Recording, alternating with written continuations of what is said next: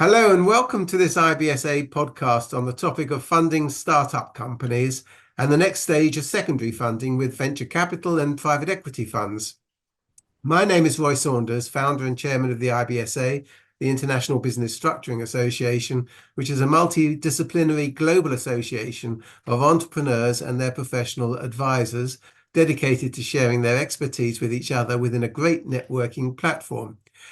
Today, I'm joined by Lucy Burniston of Memory Crystal, and I'm changing my identity to become Nicholas, the entrepreneur behind my fictitious case study, which formed the framework of our autumn workshops, and which will also feature in the forthcoming annual IBSA conference. I would direct our listeners to read the case study on the IBSA website under the conference page at theibsa.org to fully understand what we will be discussing today. So, Lucy, as we discussed, I've got an Austrian company which created my task management software program, Tash. And via my time in the US with Tash Inc., which I formed, I've now come to the UK and created Tash App Limited, which needs some funding to get going. And what I wanted particularly to discuss with you is whether I'd be able to attract secondary funding with VCs or PE companies. But firstly, where do you suggest I look for angel equity investments to fund R&D and early stage operations in Tash App Limited? Well, there's plenty of sources of angel equity investment available for those seeking investment in the UK market, or indeed from elsewhere, or a combination of both. We tend to find angel investment comes sometimes from what we call accelerator or incubator programs. The accelerators are organizations which provide sort of mentorship and guidance to founders to help them build the early stages of their business and sort of hold their hands through the angel fundraising process. And what they do is they take a slice of equity in return for their services, but they do frequently invest directly themselves, usually around the sort of 5, sometimes 10% mark. You've also, of course, got your own founder, friends and family to call on, possibly again, if they've helped you so far. You've got high net worth angels, possibly some VCs at this stage, but they tend to want to come in once your new co is more proven in the market. And then particularly in the technology sector, you could look to university or government grants. But when you hear people talk about the sort of angel investment rounds, what you tend to envisage is giving away sort of 10 to 20% from across all of these sources. It tends to be a lot of smaller investors making up that 10 to 20% up together. And do they agree to dilution if I go for further funding?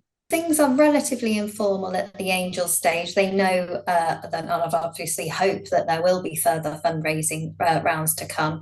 You will have to go back to consent from them when the VCs come in. There'll be a new suite of documents, and you'll effectively be starting again. But you would structure things so that they can't block anything. Is it expensive to start with the angels with the documentation that's required, or can we do this very informally with some of the angels? You do want to make sure that you've got formal documentation in place. The documents you're looking to, there'll be a heads of terms, perhaps, that you send out to all of your angels. Heads of terms are non-binding, but they set out your key headline terms that you're prepared to offer. And if they sign up to those, it's very much a signal of intent, and there's a moral obligation to move forward on those terms unless there's any material changes. And then you move on to the legal documents. There's usually 3. You've got your articles of association, which set out your share rights, dividends, capital returns, voting rights, and they'll include basic minority protections for those angels, just to prohibit mass dilution.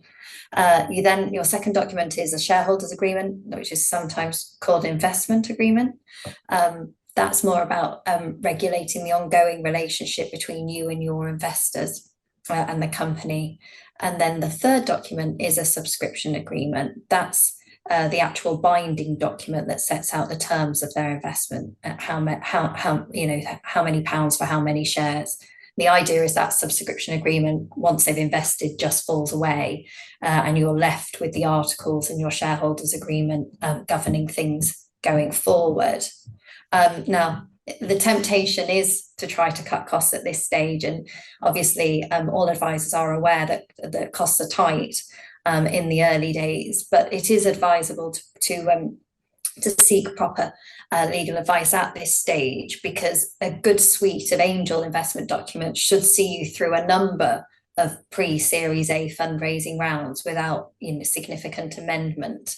And what I have seen on countless occasions is, without proper legal advice, founders do often give too much away too soon to these smaller angel investors. And that can make it difficult later on, because obviously there's a snowball effect. So on your next fundraising round, your investors will ask for slightly more, and it becomes an unattractive proposition when your VCs are ready to come in. And also, like I said before, you would probably have to go back to your angels to get some sort of consent to your VC Series A round, and they're going to be less keen to do that if it involves relinquishing too many enhanced rights that you've given them already. So there are benefits to getting proper advice at this stage, particularly if you're wanting to make sure you're AIS compliant throughout. Yes, I mean, I've seen a lot of programs on Dragon's Den where the founders actually can't accept the offer from the Dragons because of the initial funding arrangements. So looking forward, I know the company has got difficulties. My company's got difficulties. And if I need to restructure my business and form a new company, a 2024 company called TashApp, and then I approach venture capital funds, what would be the difference in approach versus angel funding? Okay, so as you're sort of progressing along your fundraising journey and you're getting to your VC stage, that's when you're tending to look for that one single institutional large investor, or sometimes what we call a lead or a cornerstone investor. And in those circumstances, your VC will be your main point of contact with whom that you negotiate the documents, and then other smaller investors will piggyback onto that and inherit the same terms. VCs at this stage, they're tending to look for more from the company. It's no longer about a good idea that might have been enough to attract angels. Now they're wanting to see some proper strategy and a robust business plan. And certainly many VCs do have minimum financial metrics for the company to meet before they will consider investing. This is what people loosely call the Series A round. It's your first institutional fundraising round, sort of looking at that 1 to 5 million mark. It can be for more, 10 to 20, but obviously the more you're trying to raise, the more advanced business model and higher valuation you're going to need. But yes, you will have to prove some track history, albeit not significant. As this is, VCs are still prepared to invest at a relatively early stage and relatively high risk, but in return, they're still looking for high returns. Now, the intellectual property that I have in Tash, in the Tash software, originally I had it in the Austrian company, but I created it. I then moved it over to the US to be licensed there, and then to the UK. If I've only got a license in Tash app and I'm the one that actually created the copyright, so therefore it's my copyright, how tight are the venture capitalists going to be in looking at the intellectual property and other assets, in fact, of Tash app? The due diligence, I guess, is quite heavy. It is much, much heavier at the VC stage than than angels will do. Although obviously, as a technology IP-based company, even at angel stage, you can expect to have to give some warranties on ownership of IP. But yes, due diligence is much heavier on the commercial side and financial side at your Series A round. At the VC stage as well, it's very common to use what we call the BBCA standard form investment documents, which are sort of model pro forma shareholders agreements and articles produced for use by VCs, and then you can tailor them to the particular transaction. But those BBCA documents are very clear that they do expect the IP ownership to rest with the investee company. And the founder will undertake to assign all future IP to the company in those. So yes, you can expect thorough due diligence, and any deficiencies you would expect to have to remedy with long-term license arrangements or assignments prior to the investment completing. Also, that will be backed up. They will want to see warranties that your employees have got adequate employment contracts with IP protections for the company in those, and you're likely to enter into a new service contract yourself at the VC stage, which will obviously include the same or similar protections. Right. Okay. What about control of the company? How much control do I have in the company, or will the venture capitalists demand quite a bit of control? I guess it's kind of a spectrum, with your angel investors demanding the minimum sort of control, and as you go further on, perhaps Series B, Series C, private equity investment, you have the other end of the scale. And VCs, they fall in the middle, perhaps closer to the angel end than you would expect. They do take a longer term approach to their investment. They're coming in relatively early in the business growth cycle still, and there is usually less rush to exit than perhaps on the PE side. They're very much coming from the point of view that they're still backing the founder. And so the control that they ask for is much more economic. They want to protect the value of their investment. So they're looking at restrictions on dilution, and controls on the amount of debt the company takes on, capital expenditure, that sort of thing, rather than trying to straitjacket the founder in terms of how they run the business on a day-to-day basis. But I mean, in terms of the board, regardless of whether it's VC or PE investment, that at this stage, investors will be looking to see a formal board with independent appointments and a commitment to hold regular meetings. Who's on that board is always a key part of any negotiation.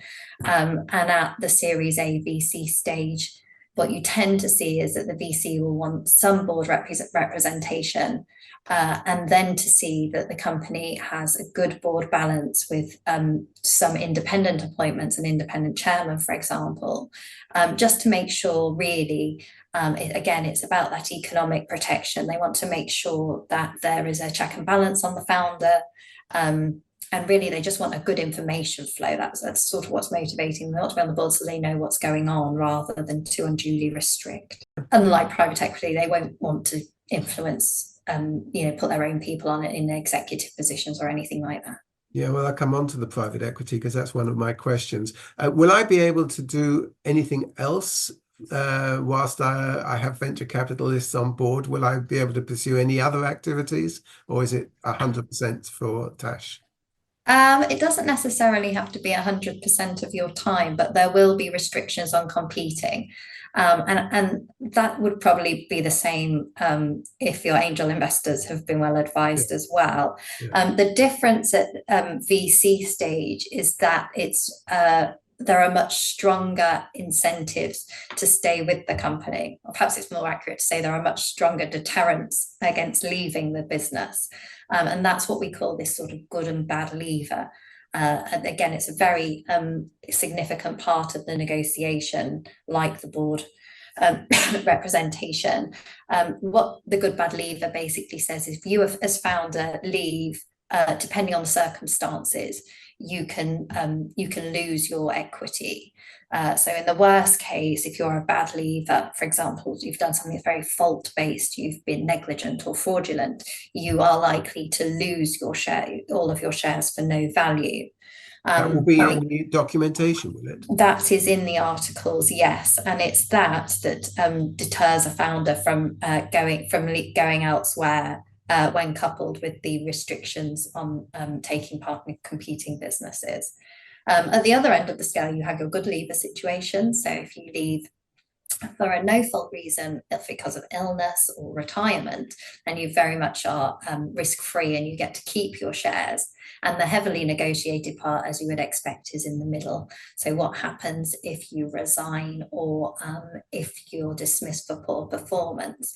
And that's when it can get quite clever. We can negotiate a sliding scale depending on when you leave for those reasons. Yes, there is no standard form for that. That's one area where the BPCA model documents do give you scope to negotiate. Okay, so now moving on now to the private equity funds that you've mentioned. What's the distinction between venture capital funds and private equity funds, and in what can I expect if I then go on from venture capital to private equity? Well, technically speaking, a venture capital fund is a form of private equity, but as a general rule of thumb, when people talk about private equity, they mean more sophisticated funds who are investing later on in the business growth cycle. They're investing more for a larger slice of the pie, and usually at a less risky stage. So, with that, with taking on that larger slice of the equity and putting more money in, your company tends to be more mature, and the private equity investors are looking for more control over it in return. So you see them wanting to have more management control, perhaps putting their own people in there, and certainly being more involved. It's also a lot more complicated on the documentation side in that they have their own structures to work around and to work with. Would venture capitalists stay in with private equity, or would they go out at that stage and private equity buy out the venture capitalists and invest more money? What's the normal? I would say the latter is probably more likely, but there is no set route in the growth cycle. You might cut out the VC stage altogether and go straight to private equity. You might frequently you skip the private equity and go straight to exit from venture capital. So there is no set path. No, and on exit, I mean, if I want to get out, can I force a sale to the private equity people, or can they force a sale as well and get me out? What's my security if I go with private equity? Well, the basic rule that applies throughout the investment process, whether it's from angels or further on, is that a majority can usually force an exit, force a sale, or a listing. The way that works is through what we call the drag right. That's one of the clauses in the articles. And what a drag right says is that if a third party buyer wants to buy 100% of the company, as long as X% of the shareholders want to sell to that third party, they can force the other shareholders, they can drag along those minorities to sell to the same buyer at the same price. Now, that threshold, that X% can vary. It's totally free for negotiation at the time. If a private equity firm has, what is it typical to have 30%, 35%? Usually that threshold is set at between 50 and 75. So a founder can either sometimes do it on their own, or with a collection of the minor investors, they can certainly force through a sale. But at 35% stake, the private equity firm, yes, it's difficult. And what I will say is that's just looking at the drag rights alone. In your shareholders agreement, they will have certain consent rights, which is a list of consent rights, restricted matters. They have different names. They're all the same thing. It's a list of things that the board or the company can't do without the investor's prior consent. And a listing would be one of those, for example. So you are going to need your major investors on board for any sort of exit. But when it comes to a sale, the drag right is the key sort of term in the articles that you're looking for there. That differs from a tag right. People talk about drag and tag in the same breath.